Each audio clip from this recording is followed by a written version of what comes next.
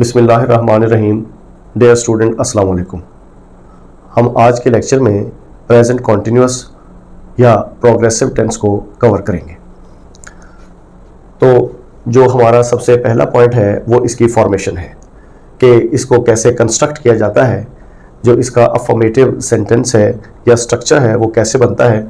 सबसे पहले तो सब्जेक्ट आएगा, फिर उसके बाद हेल्पिंग वर्ब आएगा और फिर वर्ब की फोर्थ फॉर्म या सिंपली के फर्स्ट फॉर्म विद ING आएगा और तो आखिर लास्ट में जो रेस्ट ऑफ द सेंटेंस होगा वो आएगा।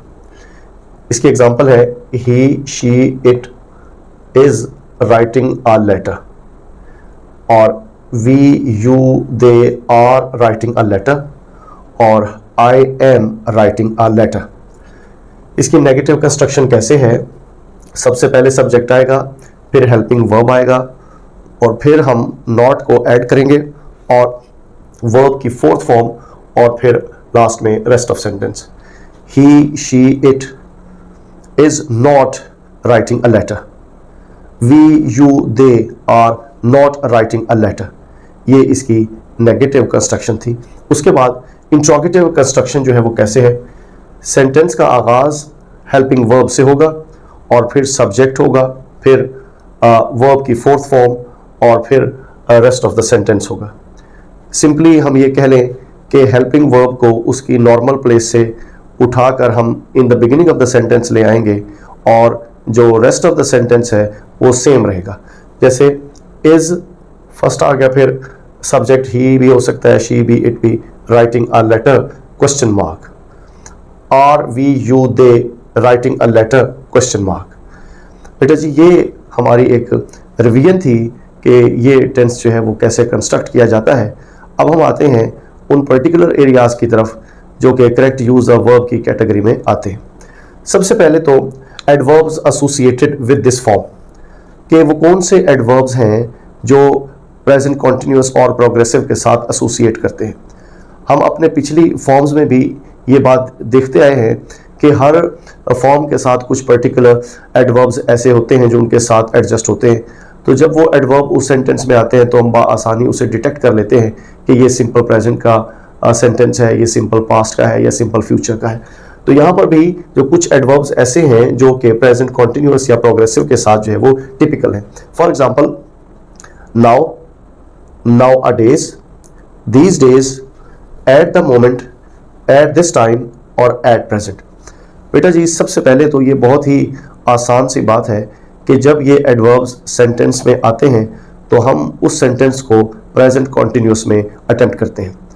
और जहाँ तक करेक्ट यूज ऑफ वर्ब का ताल्लुक है तो उसमें जो ज़्यादातर ऐसा ही होता है या ऐसे सेंटेंसेस आते हैं जहाँ पर ये एडवर्ब जो है वो मौजूद होते हैं जो किसी भी स्टूडेंट को गाइड करते हैं कि उस सेंटेंस को हमने सिंपल प्रेजेंट टेंस में, प्रेजेंट कॉन्टिन्यूस टेंस में या प्रोग्रेसिव टेंस में उसको हमने राइट करना है।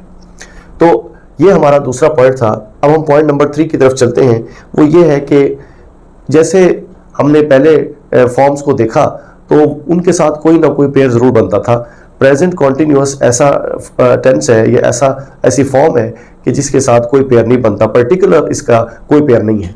उसके बाद पॉइंट नंबर 4 है, समटाइम्स ऐसे होता है कि जब एडवर्ब होते हैं तो हमारे लिए बहुत आसान होता है कि हम उस सेंटेंस को बआसानी जो है वो डिटेक्ट कर लेते हैं। लेकिन समटाइम्स ऐसा होता है कि हमारे पास वो एडवर्ब्स नहीं होते और किसी किस्म का ऐसा क्लू नहीं होता कि जिसकी बुनियाद पर हम उसको अटेम्प्ट कर सकें। तो जब हमारे पास वो कोई पर्टिकुलर मार्कर नहीं होता, कोई पर्टिकुलर एडवर्ब नहीं होता, तो फिर हम उस सेंटेंस को कैसे प्रेजेंट कॉन्टिन्यूस में अटेम्प्ट करते हैं। तो बेटा जी सबसे पहले हमें कुछ कॉन्सेप्ट जो है वो इस हवाले से याद रखना होंगे कि ये जो सेंटेंस है ये डायलॉग फॉर्म में आपको मिलेगा। यानी आपके जो एग्जाम में एक डायलॉग बना करके आपके क्वेश्चन में इसको ऐड किया जाएगा। For example, don't go out, it is raining outside. It's a dialogue form as if one character is talking to another character and stopping him from going outside. So what does he say? Don't go out, it is raining outside. So it's like a dialogue. When you sense that there's a sense of dialogue, then you can write it in present continuous or present progressive tense. Second example is turn on the light, I am writing a letter. Now a person who is sitting in the room and he is asking the other person turn on the light so that he may write a letter. So he says, turn on the light, I am writing a letter. So जो dialogue होते हैं तो उसमें first person और second person का इस्तेमाल जो है वो हमें देखने को मिलता है। तो ये एक सेंस है, एक सिचुएशन है कि हमारा जो सेंटेंस होगा वो प्रेजेंट कॉन्टिन्यूस में हम उसको उस वक्त कन्वर्ट करेंगे जब वो किसी डायलॉग फॉर्म में होगा। अब हम चलते हैं अपने नेक्स्ट पॉइंट की तरफ। हमारा जो नेक्स्ट पॉइंट है वो ये है कि जब हमारे पास कोई पर्टिकुलर क्लू नहीं होता तो फिर हमने देखना है चेंजिंग और डेवलपिंग सिचुएशन। अगर हम कोई ऐसी सिचुएशन है जो with the passage of time उसमें चेंजेस आ रही हैं या वो डेवलप हो रहा है और उसमें किसी किस्म की कोई वो स्टॉप नहीं हो रहा, तो हम उस सेंटेंस को भी प्रेजेंट कॉन्टिन्यूस में लिखते होते हैं। For example, your profits are increasing very quickly. It means कि ये चेंजिंग सिचुएशन है, उसके प्रॉफिट्स जो है वो दे आर ऑन इंक्रीज, तो हम उसको कहते हैं your profits are increasing very quickly. Our population is growing day by day. अब ये भी एक डेवलपमेंट है, ये चेंज मुसलसल आ रहा है। Inflation is touching the sky. तो यहाँ पर हम देखते हैं कि महंगाई एक ऐसा एलिमेंट है, ऐसा फैक्टर है, ये रुकता नहीं है और बढ़ता चला जाता है और इसमें मुसलसल जो ग्रोथ जो है वो देखने को मिलती है। तो फिर हम कह सकते हैं कि inflation is touching the sky. तो जब कोई ऐसी सिचुएशन होगी जहाँ पे चेंज आ रहा होगा या कहीं पर डेवलपमेंट हो रही होगी, जैसे हमारी इन्वायरमेंटल जो पॉल्यूशन है उसकी सूरत हाल जो है वो बिगड़ रही है, हम कह सकते हैं कि environmental pollution is worsening day by day, कि वो हर आने वाले दिन के साथ वो सिचुएशन जो है वो खराब हो रही है। फिर उसके बाद हमारा जो नेक्स्ट पॉइंट है, point number 6, true concept of present continuous. बेटा जी इसमें इस कॉन्सेप्ट को समझने की बहुत ज़्यादा ज़रूरत है। अगर आप इस कॉन्सेप्ट को समझ लेते हैं तो आपके लिए प्रेजेंट कॉन्टिन्यूअस टेंस को अटेम्प्ट करना बहुत आसान हो जाएगा।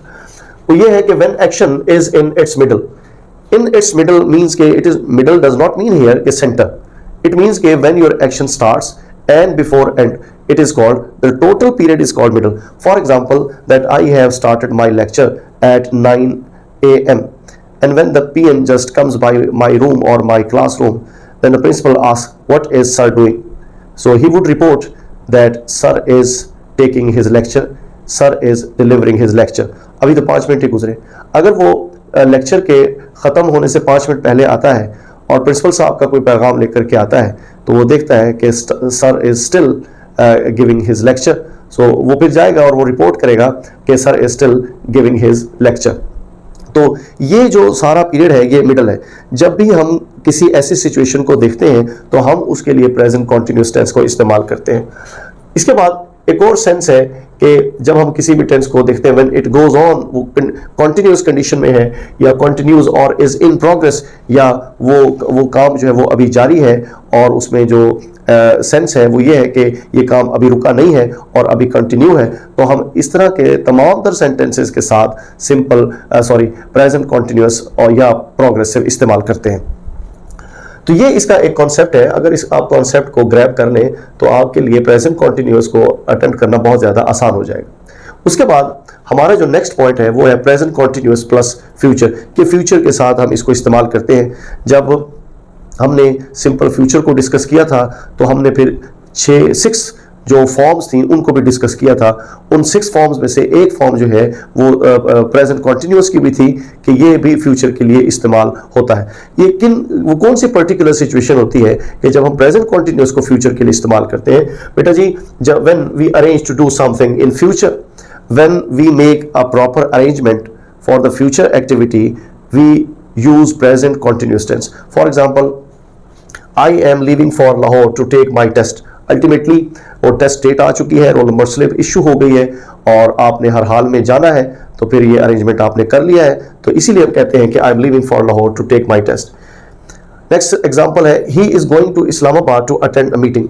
मीटिंग का भी टाइम, उसका जो शेड्यूल होता है वो भी फिक्स होता है, वो भी तमाम तर कोलीग्स के साथ जो है वो शेयर हो जाता है, तो उसका जो टाइम है वो भी फिक्स हो जाता है, डेट भी फिक्स हो जाती है। तो जब ये सारी अरेंजमेंट्स होती हैं तो फिर आपको फिर जाना पड़ता है, इसलिए फिर जो फ्यूचर की एक्टिविटी जहाँ पर अरेंजमेंट हो जाती है तो वहाँ पर हम प्रेजेंट कॉन्टिन्यूअस को इस्तेमाल करते हैं। जैसे he is going to Islamabad to attend the meeting.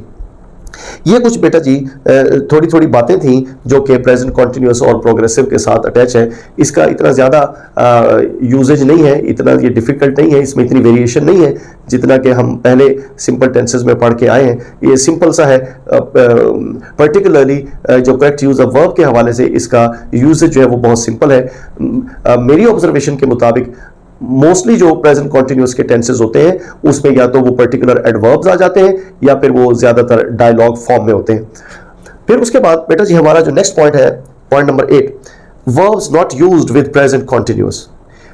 There are certain verbs that we can not use with present continuous. The reason behind is that कि अगर वर्ब जो है वो किसी स्टेट को जाहिर करते हैं तो फिर हम उसको प्रेजेंट कॉन्टिन्यूस स्ट्रक्चर में इस्तेमाल नहीं करते। समटाइम्स वर्ब जो है वो स्टेट को भी जाहिर करते हैं और समटाइम्स वो एक्शन को भी जाहिर करते हैं, लेकिन जब कोई वर्ब जो है वो एक्शन को जाहिर करता है तो फिर हम उसको कॉन्टिन्यूस में लिख सकते हैं। अगर वो स्टेट को जाहिर करता है तो फिर हम उसको कॉन्टिन्यूस में नहीं लिखते। For example, verbs of thinking, कुछ ऐसे वर्ब्स जिनका ताल्लुक हमारे माइंड से है, जिनका ताल्लुक हमारी परसेप्शन से है, जिनका ताल्लुक हमारी थिंकिंग से है, हम उन वर्ब्स को प्रेजेंट कॉन्टिन्यूस में नहीं लिखते होते। जैसे अंडरस्टैंड, नो, बिलीव, थिंक और सी और recognise, suppose, remember, imagine, forget, mean और रियलाइज। ये वो वर्ब्स हैं जिनका ताल्लुक जो है वो हमारी परसेप्शन से होता है, हमारी थिंकिंग से है। जब ये वर्ब्स जो है हमारी थिंकिंग या हमारी परसेप्शन को जाहिर करते हैं तो हम इनको कभी भी कॉन्टिन्यूस स्ट्रक्चर में नहीं लिखेंगे। थिंक का मतलब ये है कि जब आप किसी के बारे में कोई ओपिनियन रखते हैं और आपके जहन में उससे मुताल्लिक कोई ख्याल होता है तो फिर आप उसको सिंपल प्रेजेंट में लिखते हैं, प्रेजेंट कॉन्टिन्यूस में नहीं लिखते। सी जो है, जब इसका मतलब जो है वो अंडरस्टैंड करना होता है, ओ आई सी, जब इसका मतलब अंडरस्टैंड करना होता है, इट मीन्स के परसेप्शन से होता है, तो फिर हम इसको भी कॉन्टिन्यूस में नहीं लिखते बल्कि सिंपल फॉर्म में लिखते हैं। इसी तरीके से कुछ वर्ब्स ऐसे हैं जो हमारी फीलिंग्स को जाहिर करते हैं, उन वर्ब्स को भी हम जो है वो प्रेजेंट कॉन्टिन्यूस में नहीं लिखते। वो कौन से वर्ब्स हैं जो हमारी फीलिंग को जाहिर करते हैं? जैसे विश है, जैसे लव है, जैसे हेट है, जैसे लाइक है, डिसलाइक है, प्रिफर है और वॉन्ट है। ये कुछ ऐसे वर्ब्स हैं जो हमारी फीलिंग्स को जाहिर करते हैं। जब जब ये हमारी फीलिंग को जाहिर करते हैं तब तब हम इनको सिंपल प्रेजेंट में लिखेंगे, प्रेजेंट कॉन्टिन्यूस स्ट्रक्चर में हम नहीं लिखेंगे। उसके बाद वर्ब्स ऑफ परसेप्शन, ये वर्ब्स ऑफ परसेप्शन ये जो हमारी बेसिक सेंस है उनसे ताल्लुक है इनका। जब जब ये हमारी परसेप्शन को शो करते रहेंगे हम उनको जनाब सिंपल प्रेजेंट में लिखेंगे और प्रेजेंट कॉन्टिन्यूस में हम उनको नहीं लिखेंगे। जैसे फील है, जैसे सी है, टेस्ट है और स्मेल है और हियर है, तो ये हम इनको जो है वो प्रेजेंट कॉन्टिन्यूस स्ट्रक्चर में नहीं लिखते। और जो अब हमारा नेक्स्ट जो वर्ब्स हैं उनकी तरफ चलते हैं जी। कुछ अदर वर्ब्स हैं वो भी हम उनको प्रेजेंट कॉन्टिन्यूस स्ट्रक्चर में यूज नहीं करते। जैसे हैव है, जब हैव का मतलब पोजेस होगा तो हम इसको कॉन्टिन्यूस स्ट्रक्चर में यूज नहीं करेंगे। इसी तरीके से इंक्लूड है, साउंड है, own, cost, be, belong to, contain, seem, owe, need, weigh, deserve. इन वर्ब्स को भी हम कॉन्टिन्यूस स्ट्रक्चर में यूज नहीं करते बल्कि सिंपल स्ट्रक्चर में यूज करते हैं। अच्छा, इसमें एक कंपैरिजन है कि जब हम हियर और सी, इसको जब हमारा जो हम किसी भी चीज के बारे में सुनते हैं या उसको देखते हैं और ये अनइंटेंशनली होता है तो हम इसको सिंपल प्रेजेंट में लिखते हैं, प्रेजेंट कॉन्टिन्यूस में नहीं लिखते। जैसे I hear the noise, I am hearing the noise wrong है, I hear the noise. I see the building, I am seeing the building, ये रॉन्ग है। तो जब भी कोई चीज जिसको हम विदाउट एनी एफर्ट सुनते हैं या देखते हैं तो हम उसके लिए प्रेजेंट, सिंपल प्रेजेंट का स्ट्रक्चर यूज करते हैं और प्रेजेंट कॉन्टिन्यूस स्ट्रक्चर यूज नहीं करते। अब फॉर एग्जांपल वॉच है, लुक है और लिसन है, हम इस तरह के वर्ब्स को, क्योंकि हमारी इंटेंशन शामिल होती है, हम डिलिबरेटली देखते हैं। जैसे I am watching the cricket match, they are looking at me, और listen, I am listening to the radio. तो ये हमारे जो है वो हम डिलिबरेटली ऐसा करते हैं, हमारे इंटेंशंस ऐसे होते हैं तब हम इसको कॉन्टिन्यूस में यूज कर सकते हैं, अदरवाइज हम इसको कॉन्टिन्यूस में यूज नहीं कर सकते। ऐसे वर्ब जहां पर हम डिलिबरेट ना हो और हमारे इंटेंशन शामिल ना हो। तो बेटा जी, ये आज का आपका लेक्चर था। इसके हवाले से कोई क्वेश्चन हो आपके जहन में, आप कमेंट में पूछ सकते हैं। अगर मेरा लेक्चर आपके लिए यूजफुल है और आपको हेल्प आउट करता है तो मेरे चैनल को जरूर सब्सक्राइब करें